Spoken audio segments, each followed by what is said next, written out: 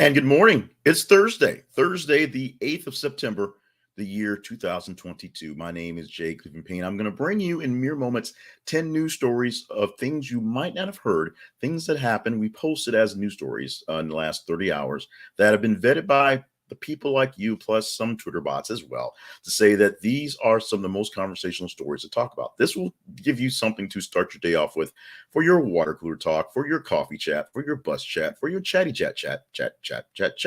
We do this every weekday morning, Monday through Friday, and we're going to provide you some great stories. We're pretty sure they're great stories to get you lined up on what's going on as a tertiary news source. We call ourselves your news side piece, and we do that because we are not the mainstream media. You literally take these stories from mainstream media folks and post them for you to read. So trust me, we have no qualms and no faculties of thinking we're anything bigger than we are. But we like to provide you great things for new stuff and have conversations with these stories as well. Check out our main website at thisisaconversationproject.com, or main website, if you will, and see if there's something there you'd like to get into, including more sponsors, more partnerships, and more things we're doing behind the scenes in the moment, and sooner or later in front of the scenes for you guys out there. Let's get to the news stories. We have 10 stories, a lot of stories to get to, so let's get into it. This is the most important story out there, but it's not the most popular. The most important story, I believe, the second suspect in the Saskatchewan stabbing attacks has been arrested. Canadian officials have arrested the brother of the brother who was found dead a few days ago after they went on a killing spree over many provinces, essentially stabbing random people, if you will. But the second person is now in custody. We'll get more details on that as it goes on. You can click the link that we have in the description for all the things we have going on, and you can see more details from the story we posted. But now that we have the person in custody, maybe we'll get some answers to what the big deal was, what this issue was, what was behind the gruesome and just inane amount of just murder and death that they were behind. Now, the most popular story right now, and it may be for a good reason, is this one. This one, by leaps and bounds in the engagement. I don't have the chart in front of me, but the engagement of this one was just by no means anywhere close to the number 2 story, which that story we had there wasn't even at that number 2 level. It was more in the middle of the pack. BlackRock CEO Larry Fink returned to office to boost productivity, lower inflation. Here is Larry Fink's idea on what's going to fix the inflation problem. Have people come back to the office. That's it. Full stop. There you have it. It's a bit more complicated than that, because things actually are more complicated and things like that. But essentially, the CEO of BlackRock is believing that if less people were working from home, inflation would have issues, less inflation, because larger spending. Companies are spending a lot of money on real estate because they had to for places for people to work. Now they aren't. Or now they still are, but people aren't working in those big real estate stuff. So they have to justify a lot of places. To battle this sort of mindset, what's going on, many other companies have essentially just downsized their physical locations and let people work from home on a regular basis. If they are willing to pay for the bulk of their high-speed internet and computers at home, which most of them do, it's happened. My wife works from home and she works for a hospital system. They provided her with a computer and all the things necessary to get work done. But it's all based on the backbone of the fact that we have pretty good internet. In fact, that all our lives together, I've overspent for high-speed internet because I wanted good internet for this stuff here. And because we have pretty good internet, she's able to work from home all the time during the pandemic, all these things, because we weren't cheap on internet. We overpaid for what we needed, so that when we needed it, it was there. And now with the kid who watches nothing but Netflix all the time, and she's on the stuff, it's proven itself worthy. CEO of BlackRock, that man named Larry Fink, thinks that if people just show up to work, there'll be less overspending, less over stuff, and productivity, which is the thing they're kicking at, because you can basically watch your people working are there. All the tales of people going to work from home, waking up, doing 8 hours of work in about 2.5 hours, and then watching Netflix all day. It might be a thing, but there's also a lack of productivity when you're jacking it up in the water cooler office or the coffee office these days at your office. The CEO of BlackRock says that inflation will be fixed once you bring people back to work. We shall see. Actually, we won't, because it's not going to happen, and I don't think it's going to fix it anyway. Doug Gottlieb retracts Freddie Freeman report, apologizes to MLB agent Casey Close to in lawsuit. Doug Gottlieb, who is a radio talk show, is a former basketball player, a professional basketball player overseas, a college basketball player of notoriety, and ESPN and a Fox analyst, now on Fox Sports Radio for not on Fox Sports Radio. Yeah, well, he's on the radio. He does radio stuff. He's a radio host that I have a beef with that he doesn't know we have a beef with. I don't like the guy. He's not entertaining. He's not funny. He's not informative. He's just kind of a jerk, on the radio, and apparently kind of a jerk in life in some cases. Jerk move here for the radio and life. He had a report that Freddie Freeman, a Major League Baseball player, did not get a chance to see an offer from the team that he was employed by for a chance to counter offer and maybe stay, and basically taking a big paycheck going someplace else. His agent, Casey Close, sued Doug Gottlieb for just being basically an idiot.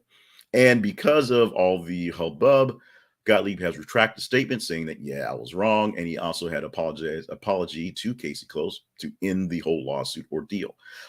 People who live in glass houses shouldn't throw stones. People who have a great public platform should be careful what they say. And people who get paid for throwing firebombs and Molotov cocktails in the media need to be careful of what's going on. There are consequences to the words you say. You have the freedom of speech to say anything you feel you believe. And you can say a few things you don't believe if you want to kind of get a rise out of folks. But if it turns out to be false and people don't like you and they sue you, they can sue you. That is how it works. Oh, by the way, I don't like Doug Gottlieb. You may not care. I don't. Pat McAfee to remain with WWE, but the new ESPN job means SmackDown role is on hold. This has been officially announced by Triple H, Triple H Levesque, he's being called now, as a big move for Pat McAfee and a pretty big move for WWE in its new standpoint. Pat McAfee lost his radio home, which is Sirius XM, about a week ago, maybe a little week and a half ago, where Sirius decided not to pick up the Mad Dog channel on Sirius, decided not to pick up his radio show on satellite radio. He still has a show and it's still available on terrestrial if you want to get it. And of course, still has the video version of it. But that means a lack of distribution and a little bit more free time.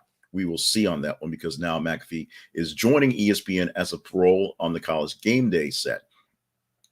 He was currently the Friday Night SmackDown color commentator, which means he would do his radio show 5 days a week, fly out from wherever he was and get to the venue where they're having SmackDown on Friday, do that taping live from 8 o'clock to 10 o'clock Eastern time, and then, go about his business. He actually had a previous gig doing college stuff, college game day type stuff for Fox, I believe, maybe for NFL Network, for other stations, but before he had this SmackDown role. Excuse me. Pat McAfee choking me up.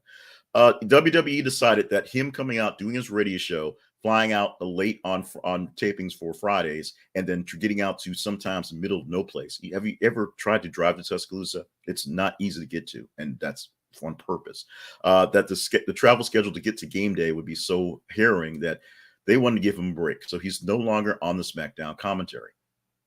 He is still a member of the WWE family and will still appear on things as things come up. And I'm sure he'll be more vocal and more visible come the end of college football season. So come January, February, you'll see a lot more Pat McAfee, whether you like to or not, on your WWE TV. Right now, they're giving him a break to give him a great job for this great job, and we're glad about that.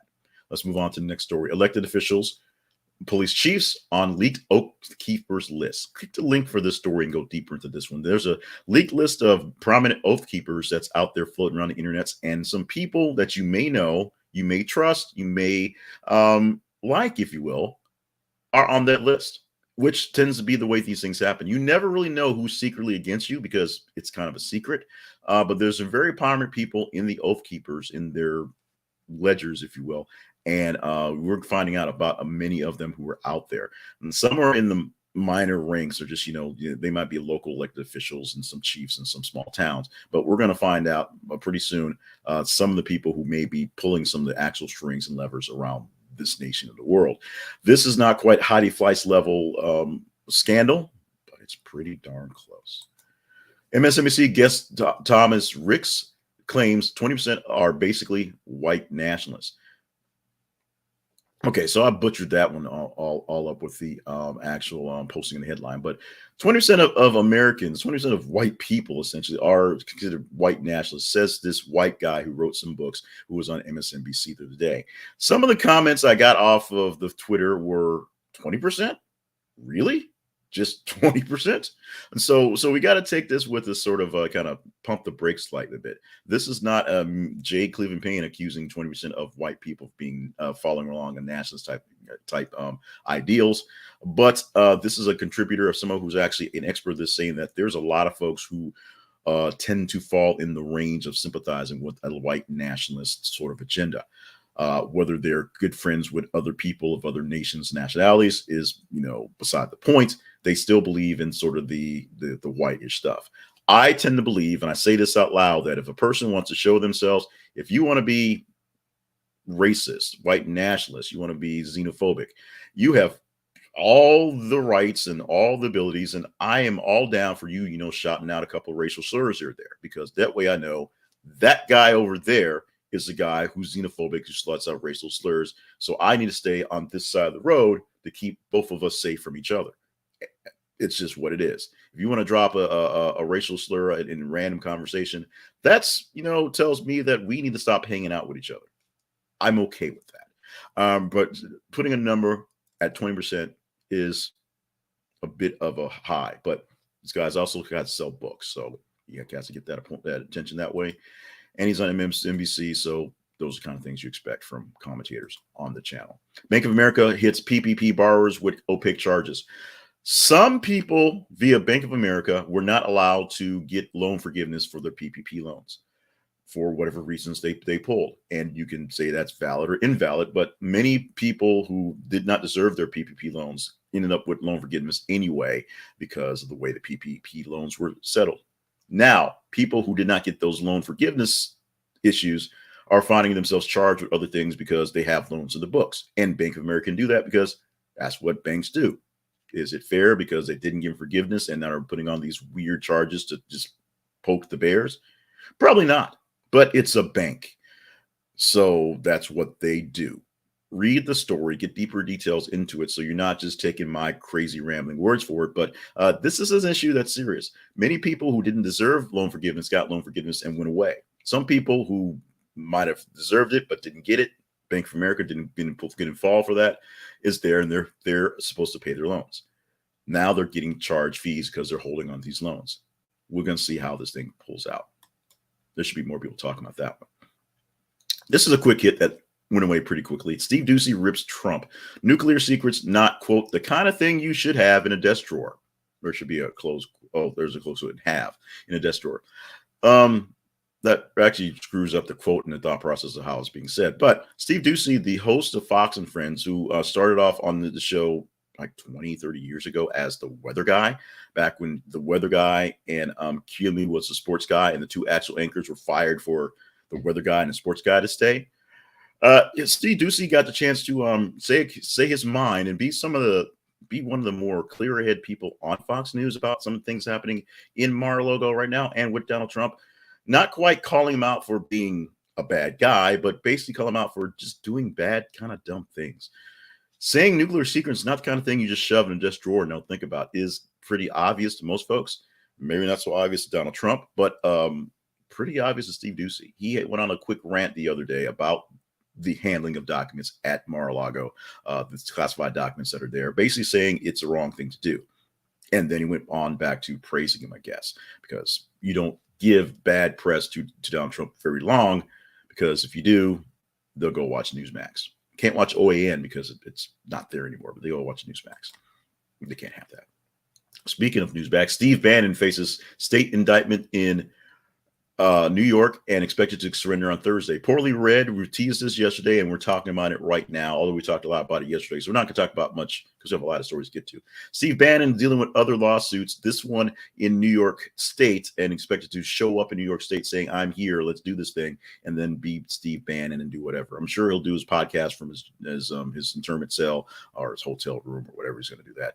But he's facing indictment in New York City, and this is dealing with the case of the wall that was funded to be built, and then they spent the money on I don't know, styrofoam peanuts. I don't know what they spent the money on, but they didn't spend it on actual building more of the wall. In fact, we hear very little about what's going on the wall because all the wall work going on right now is essentially what a president is usually do anyway, just patching up pieces that are there, not building any more wall.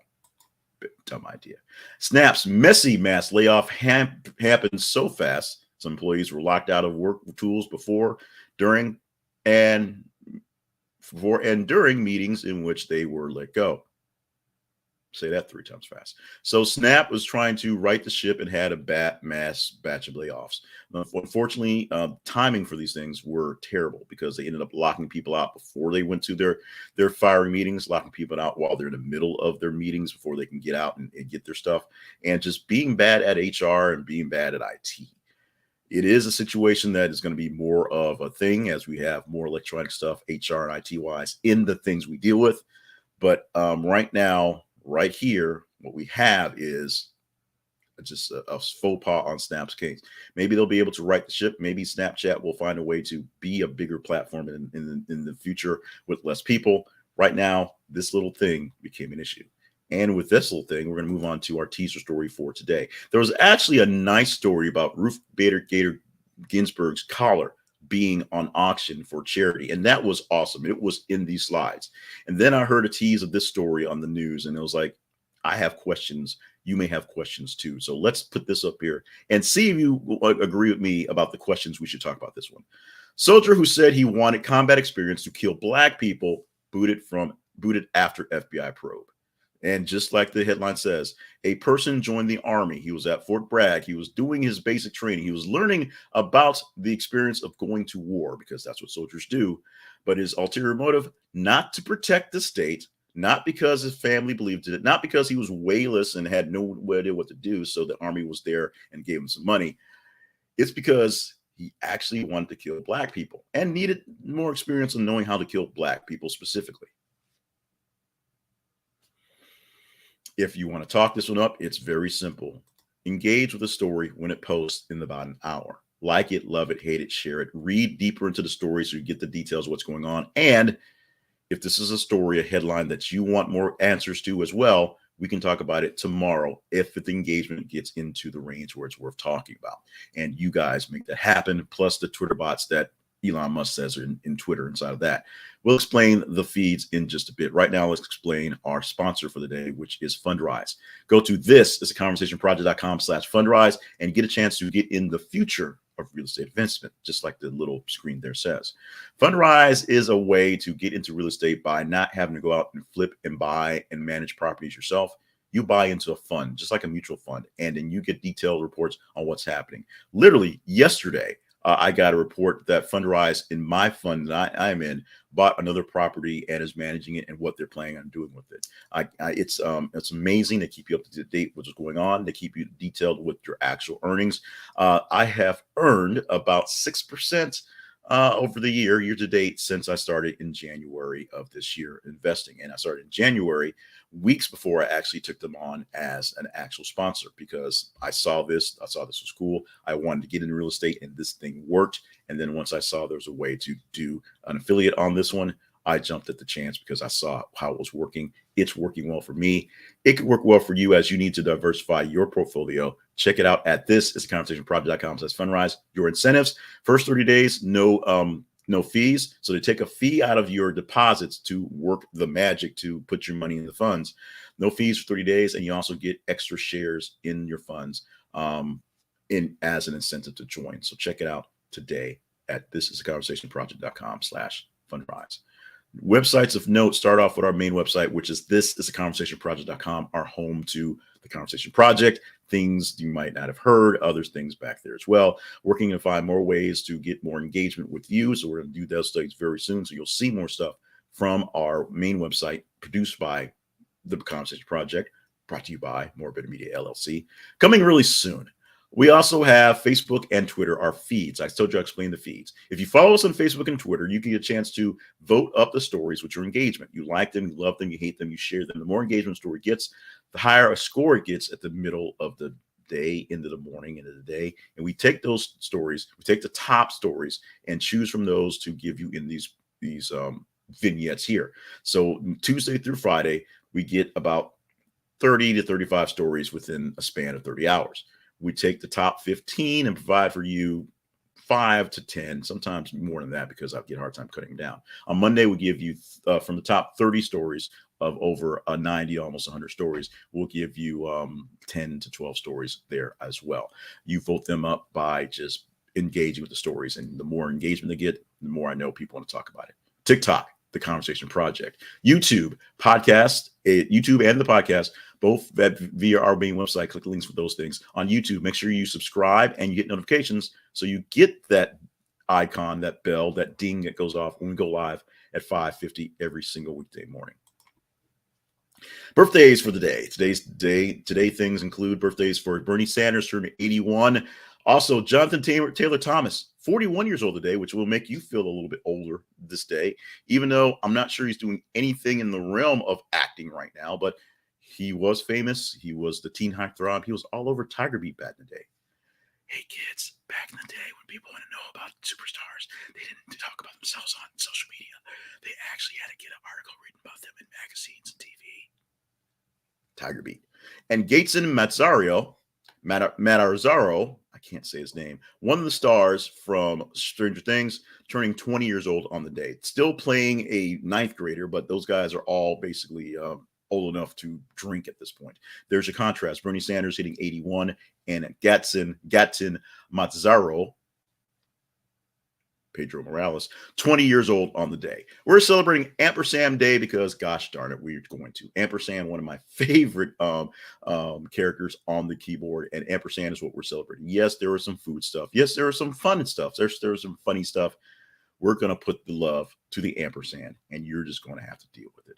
Going out the door, one last fact to deal with for the boss. And for women who find themselves not in a role to be bosses, there may be some, not quite science, but some bad logic to that. Northwestern University researchers, through experiments conducted with MBA students, discovered that when students picked leaders, the leaders usually ended up being men. Were the men more qualified? Hardly. It turns out that men like to brag, and bragging gets you everywhere. The study put it this way. Research found that men were more willing to overstate their ability, which in turn led to their selection as group leaders. This is something I actually see in hiring and in decisions and people like that. We see very, very qualified women get knocked out by not as qualified men because the men basically overstated their qualifications. We see women in traditional roles that, nurturing type roles, even in the corporate offices, HR type stuff and the mentoring type stuff that are still meant to be kind of stay over there and take care of folks, as opposed to the leadership positions, the ones that take charge and run things and, thump their chest, whatever, being men, because men are better at running their mouths, essentially. This is not a men versus women thing, but this is something that the study shows, that science shows there's a reason behind it. May not be a good reason, but it's a rationale. People listen to men who will go out there and just brag about what they can do, and they believe them, especially, oddly enough, if they're more men. This has been Things You Might Have Heard for Thursday, September 8, 2022. I am Jay Cleveland Payne. Thanking you so much for popping in for the live version or watching this on the replay versions, either watching the replay or listen to the podcast, which is a replay of the video without this video. That's how that works. We're going to come back tomorrow to wrap up the week with another great day of great stories from today to get you through into weekend, your coffee talk for the Friday morning and kind of through the weekend. We want to make sure you are reminded, because I do it every time, to stay hydrated, stay on task, stay limber. Those two are actually always switch, but you get the point. We need you to be here for the things you are here to be here for. Is that simple. I've got work to do. I've got work to do here, and I've got to get ready for a whole nother day. So let's do that. Let's have a great Thursday. Come back for a smashing Friday to wrap up the week.